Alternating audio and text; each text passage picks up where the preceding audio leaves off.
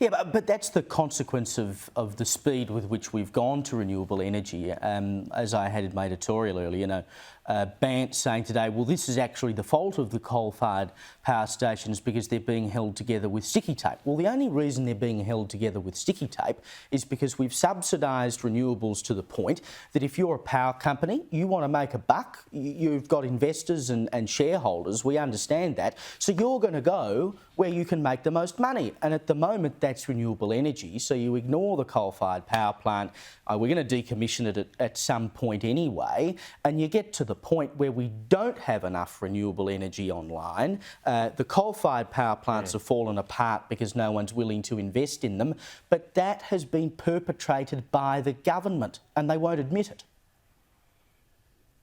Well, look, machines aren't inherently unreliable. Coal-fired power station is just a machine. That's what it is. It's a big machine.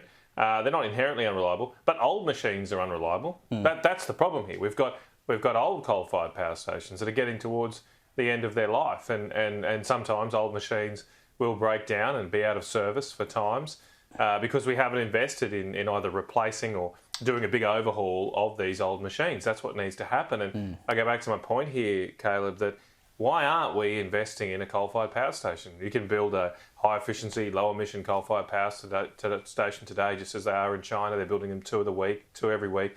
Chris Bowen and his government is living off the fat of the export coal industry, which is sending coal to these new coal-fired power stations in other countries. So why are we fueling the economic growth and job creation in China and India, but denying our own industry and manufacturing sector that same resource? Like, it just makes no sense, and it's totally un-Australian. It's pretty much one of the most un-Australian policies you could design, because we help our competitors, some of whom wish to do us harm, and we handicap ourselves at the same time.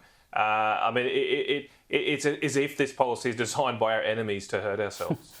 And it doesn't matter whether we burn it or they burn it. We all live in the same damn world.